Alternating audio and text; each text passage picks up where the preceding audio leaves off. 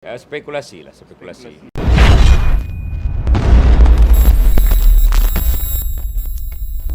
Beberapa portal melaporkan surat kelulusan pindaan perlembagaan UMNO telah diluluskan ROS. Adakah ini benar?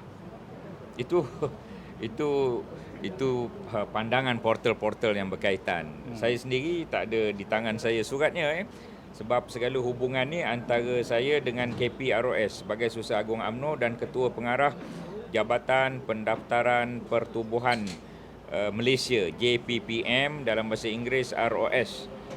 Kami berdua je surat ni ya. Bagi pihak parti, bagi pihak jabatan ya.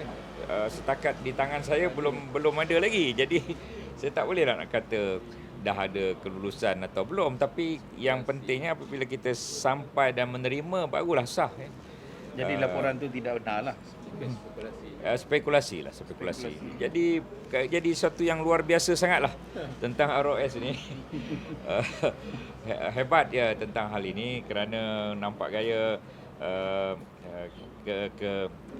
keprihatinan mereka terhadap apa yang berlaku pada UMNO tu yang menyebabkan isu ini jadi cukup hebat lah, cukup luar biasa jadi isu ni. Baik Datuk Seri. Ya. Kalau ROS tidak meluluskan pindaan perlembagaan, adakah UMNO sudah bersiaga untuk lakukan pemilihan dan jangkaan tarikh untuk lakukan pemilihan? Saya berfikiran terbuka dan berfikiran positif ROS akan meluluskan. Ini bukan bermakna ROS bias kepada UMNO. Ya, apa yang saya sebut ini ialah kerana 4 sebab. Pertama, kita telah melakukan mengikut prosedur dengan EJM, dengan segala perkara yang berkaitan dengannya. Yang kedua, penjawat jawatan UMNO sekarang ni pada cawangan di bahagian Majlis Tertinggi bukan caretaker, bukan penjaga. Ini diakui sendiri oleh ROS bahawa kami bukan caretaker. Banyak ulasan-ulasan yang silap di luar sana kerana mereka menuduh pimpinan UMNO sekarang ini caretaker atau penjaga. Kami bukan caretaker. Kenapa bukan caretaker? Kerana dalam perlembagaan membolehkan lanjutan 18 bulan. Ketika kita berada dalam lanjutan 18 bulan itu, pimpinan UMNO serupa dengan pimpinan UMNO sebelum dilanjutkan. Ya, bererti kita bukan caretaker, kita bukan penjaga. Apabila bukan caretaker, bukan penjaga, maka apa yang kita buat itu adalah sepatutnya boleh dibuat lah. Itu perkara kedua. Ya, pertama tadi kita dah ikut prosedur. Yang kedua, kita bukan caretaker. Yang ketiga, MCA lulus. MCA lulus. Apabila MCA lulus, lebih kurang sama dia punya setara dengan apa yang UMNO buat. MCA dah lulus.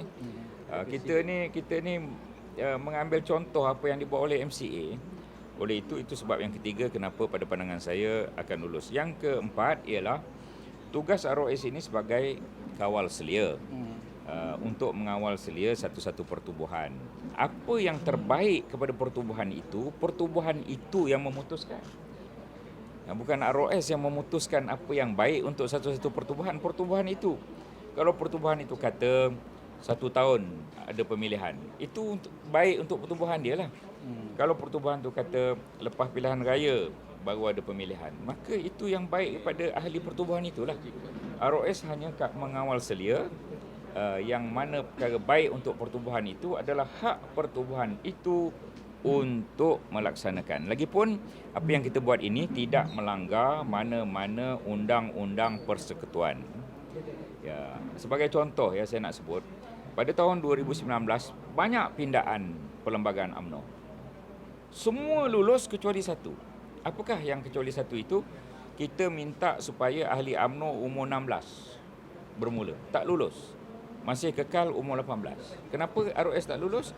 Sebab dia melanggar ada akta lain yang umur majoriti ni kena umur 18, sedok ya. Itu. Tetapi yang kali ini, yang satu pindaan dua pasal di pindaan ini, dia tidak melanggar mana-mana undang-undang dalam negara Malaysia. Undang-undang Akta Pertubuhan pun tidak menetapkan pemilihan perlu dibuat berapa tempohnya, tak ada. Ada Datuk tahu? Tak ada. Ya. Berarti satu pertubuhan itu apa yang baik pada pertubuhan itu, maka pertubuhan itulah memutuskan tempoh pemilihannya.